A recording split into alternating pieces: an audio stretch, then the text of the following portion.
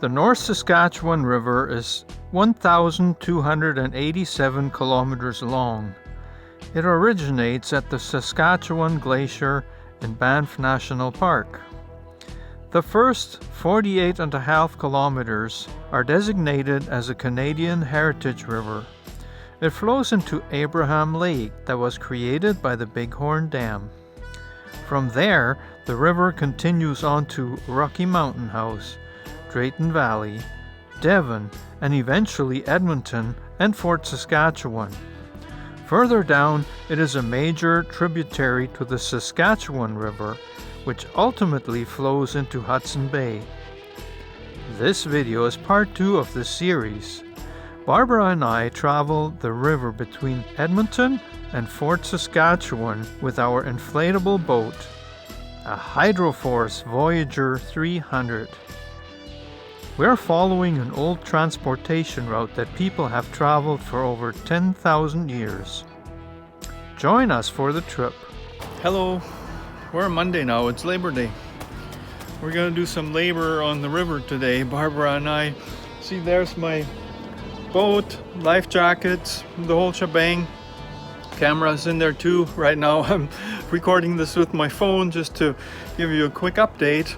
The weather doesn't look so good today. It looked much better yesterday. However, it is 20 degrees. Chance of rain is relatively low, so I think we're okay. I have checked it on the map. The way that we have to cover on the river before getting to where the car is parked, well, it is 30 kilometers. So this could take us like 4 or 5 hours, maybe 6 hours. Well, we almost forgot the car key. There's Barbara. Woo. That would have been a disaster. Oh no!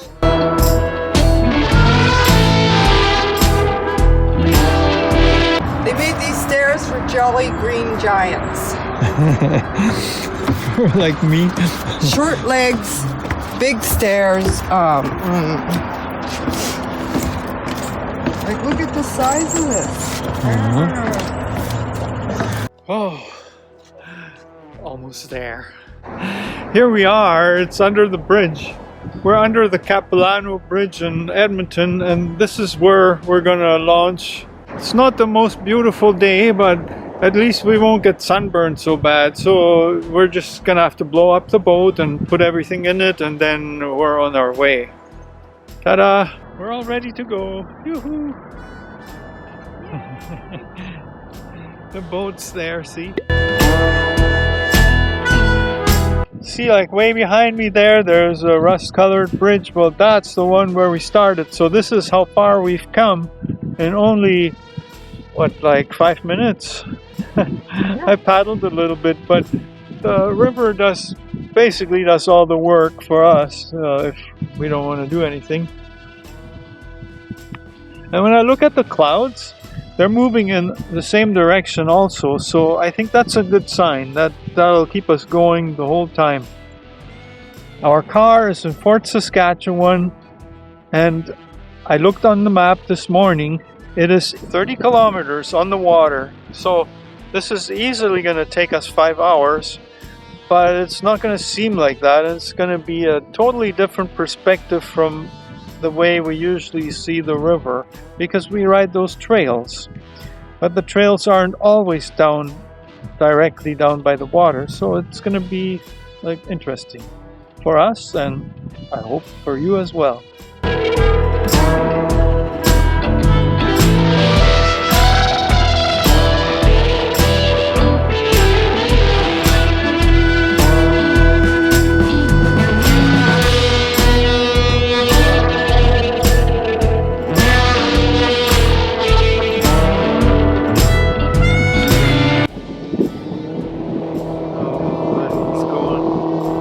Make waves for us, eh?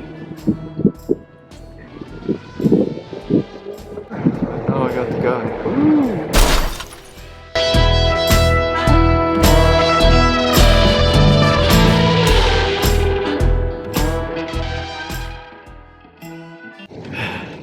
Now we're under the bridge. That's always the funniest moment, or like my favorite moment, I should say. because you actually see the movement without really doing anything. It took us half an hour to get here, and this is called the Ainsworth-Dyer Bridge. And Barbara is a little bit cold because I'm the one doing all the paddling. Maybe you need to eat some chips. That's a horrible idea.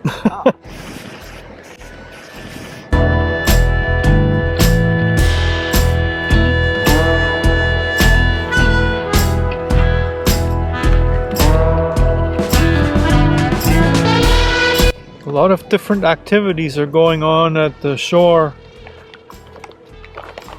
and we only see them from a distance here, but from a different perspective. And it's calm here, despite of what's going on the trails. So where we are now, that would be Rundle Park over there. There's one trail that's close to the shore, and then there are more trails that are further in.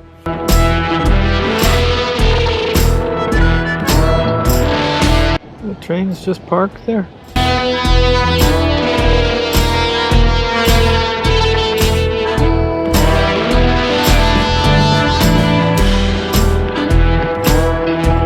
Cold. I got a cramp in my hip and my ankle. But other than that, you're comfortable. Well, yeah, I'm like queen. What's left there? What did I call myself? The Queen Letitia. Letitia. The Queen Barbarella. I think Letitia has more of a ring than Barbarella. So we're approaching the Yellowhead Freeway, and the bridge that's right behind there, it's got a big train on it. So we're going under that bridge, maybe while it's got a train right above it. I mean, right above us. So it better be solid. It was built more than 100 years ago. What, it's gonna crash just because we're going under it?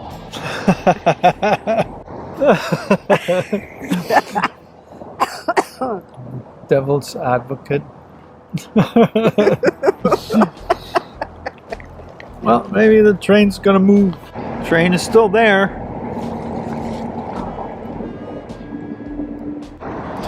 Because now we're going toward the big bridges. There's like 3 in a row, and the pillars, right now it doesn't look like we're going right towards one. The train is still there.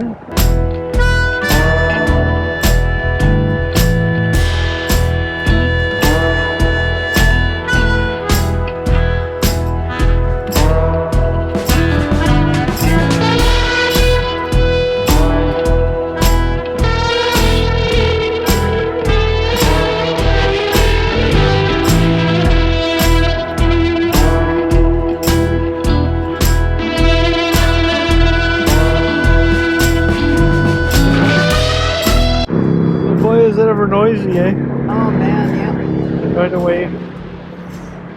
Alright, now I got another glimpse of the train up there. This is a 100-year-old trestle.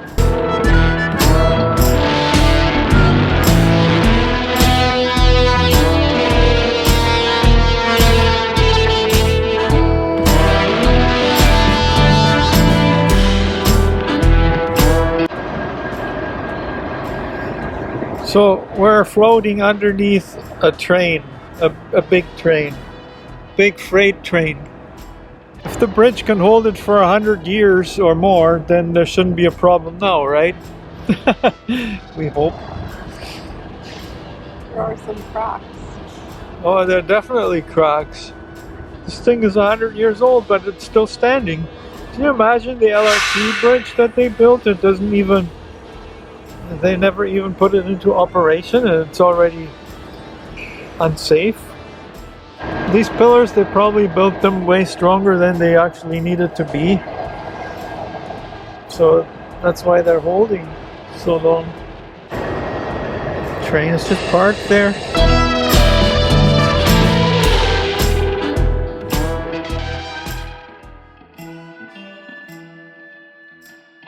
Wonder if there's turbines in there, you know, to generate electricity, but there's no power line going to it. Or at least not... Oh, maybe there is, I don't know.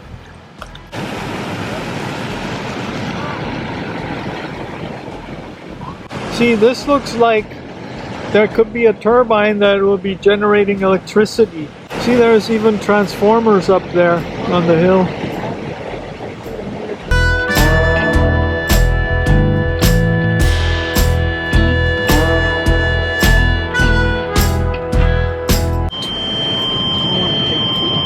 Yeah. So the sound was just going off. There's an emergency alert yesterday because one province over in Saskatchewan, 2 guys went on the stabbing rampage and they killed 10 people, injured 15. And now they're on the run from the cops, and we were getting these alerts, so that it's possible that they're actually It's the same alert. the same exact one. So there's no update. They're still looking for these guys, and they're warning the public about them. They're armed and dangerous.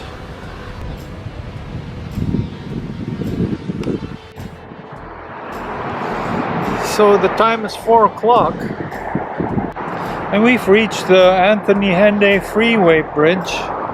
Just floating underneath it now. That means, are we close to the pillar? We're not that close. Well, a little bit close. It's like 4 o'clock now, and we've launched this at, was it 1 o'clock or 20 to 1? 1:40. So we've been on the way for a little while. We had one stop that we won't disclose exactly what we did, but it wasn't too far from here. So now we're basically getting outside the Edmonton area, because the Henday is kind of the ring road that goes all the way around.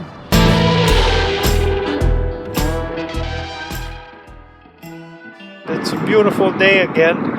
Started off a little cloudy, but it definitely got better. Mind you, it's not 34 degrees today. More like 24.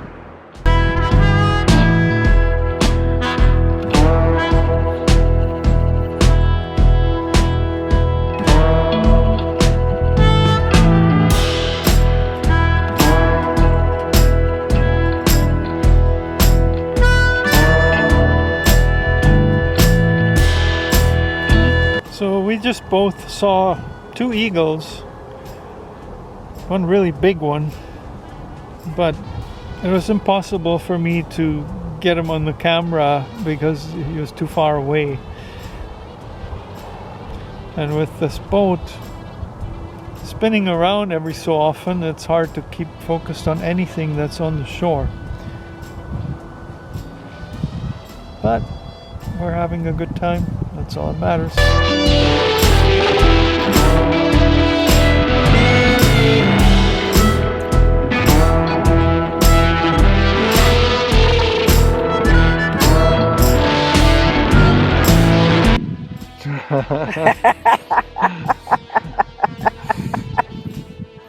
I got you in the mood. I don't know what that was. That's a different guy. Yeah. Yes, it looked like something was going into the water. That was a crow. They have a weird sound. They go into water? One of them goes, oh. I think that's a crow. And the raven was that one.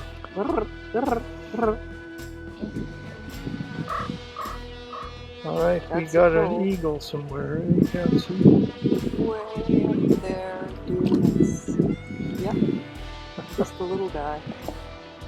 Oh wow, there's 2 of them. Maybe they're not eagles. Oh, they're eagles.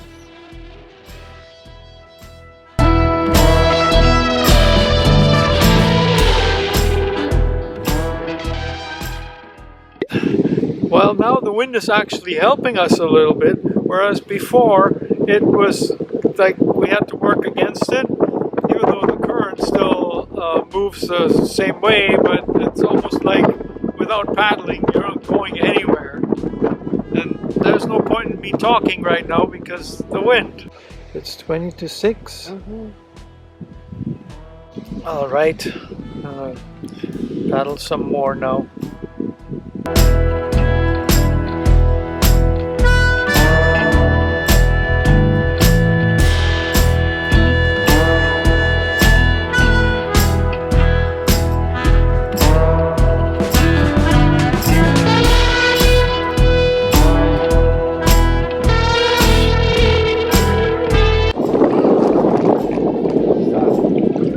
Hitting the bottom is why. Now we might get that paddle grinding to the bottom again. Yeah, we don't want that neither. You're splashing me in the face. Well, that can happen in the boat, you know. In the eyes. You got glasses on. See, the ground is not very deep. Well, we still got a ways to go because I still don't see this. We're not. Our boat launch is not near houses. It's not that far. It's in the park. So we're getting really close to our getting off point. The problem is we're kind of being blown toward the shore a bit, so I gotta paddle and film at the same time. And if you can't see me now, that's just because the boat is spinning around and the gimbal is staying steady because I've got it in that kind of a mode. So this is probably going to be the weirdest video you've ever seen, but keep in mind that we're on a river in a boat that doesn't keep its direction very well. Something else I noticed about the boat that I wanted to show that might be important if you're in the market for one of these, which is a Hydroforce Voyager 300. See, the oar always rubs there. It's something the way the boat is shaped. So much for that. I think I gotta just paddle. Forget about the...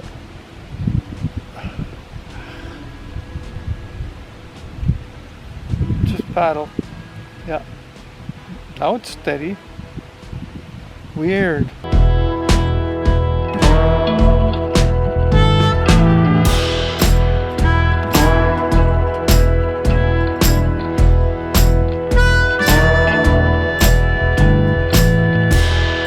So we're actually in Fort Saskatchewan, but you would hardly know it because there's hardly any indication on the shore.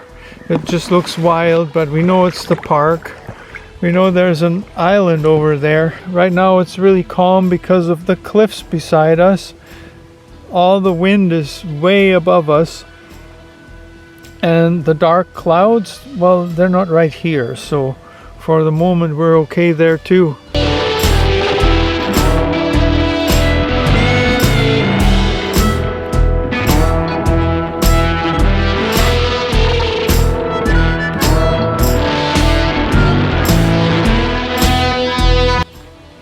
We're looking for some kind of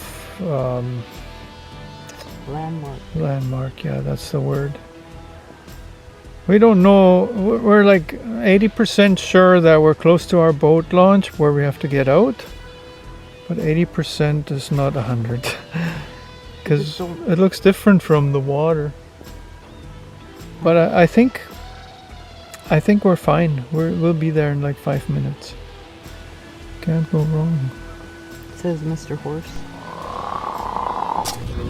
Got a beautiful sunset there behind me almost. But yeah, we managed to do exactly what we were gonna do. Go from Edmonton to Fort Saskatchewan together on the boat. It was awesome. And I hope you enjoyed this video and you can give it a thumbs up. I'll see you in the next one.